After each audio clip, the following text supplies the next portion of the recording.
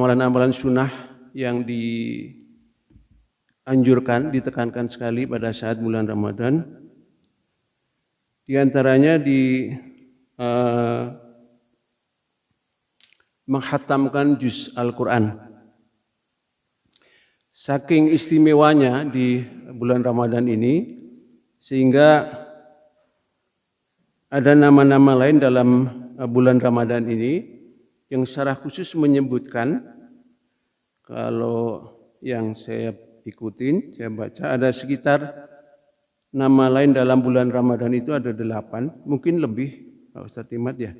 Yang pertama Syahrul Mubarak, bulan yang penuh keberkahan.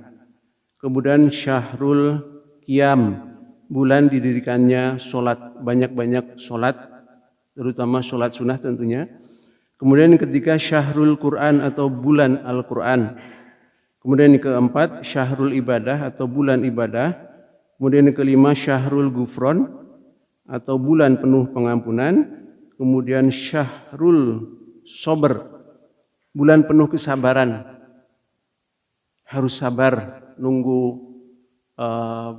waktu buka terutama.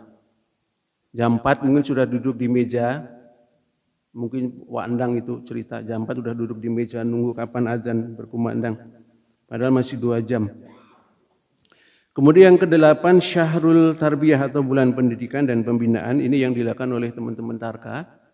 Jadi bagian dari penyegaran generasi muda kita agar nanti insya Allah menjadi generasi yang rabani.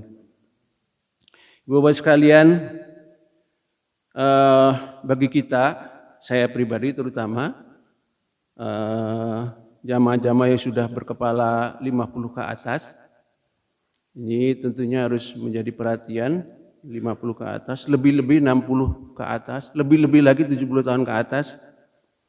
Ini kita berulang-ulang diberikan kesempatan sudah ketemu dengan bulan Ramadan. Pertanyaannya adalah apakah dengan kesempatan kita diberikan ketemu dengan bulan Ramadan ini berdampak pada kualitas amal ibadah kita.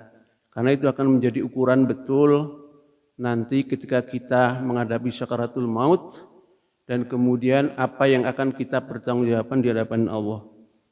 Dan ini satu waktu yang tidak mungkin terlewatkan, pasti dan pasti bahasanya. Kalau sepersepak bulan masih kemungkinan tidak terjadi, tapi menghadapi kematian itu pasti, hakul yakin. Sehingga orang menyebutnya masa depan kita seperti apa? Masa depan kita ya paling enggak misalnya di tempat yang namanya Nagrok misalnya, atau nah itu masa depan kita. Karena di situ kemudian akan terjadi khalidina fiha abada. Ibu sekalian, karena sejatinya Ramadan merupakan bulan yang paling istimewa dengan bulan-bulan yang lain. Karena Allah janjikan ya, berbagai keberkahan di setiap amal ibadah di bulan yang agung ini.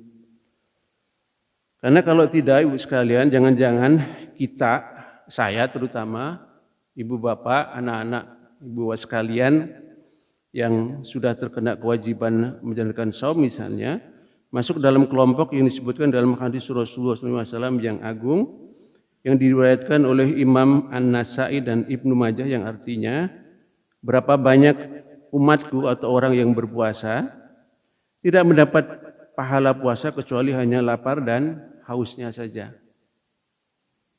Berapa banyak orang yang bangun malam tidak mendapat pahala kecuali hanya bangun malam saja. Nah, kita bisa mengevaluasi hari ini, insya Allah kita masuk ke hari 10. Jadi 10 hari ini apa yang sudah kita dapatkan, kita rasakan. Kalau di grup medsos misalnya yang beredar sudah 10 hari ini ketua grup ya, kenapa tidak mengundang kita bukber misalnya. Itu di medsos. Kalau Bapak punya HP misalnya, itu sudah beredar itu. Jadi joknya itu 10 hari. Ini kenapa ini ketua WA grup kok belum mengundang kita buka bersama? Bapak-Ibu sekalian, oleh karenanya bulan Ramadan ini umat Islam dianjurkan untuk selalu membaca dan mengamalkan Al-Quran guna meraih keberkahan hidup. Dan semoga kita berharap lingkungan kita untuk jamaah Baitul Matin dan warga RW 11 masuk ke dalam kelompok yang sudah membaca dan sekaligus mengamalkan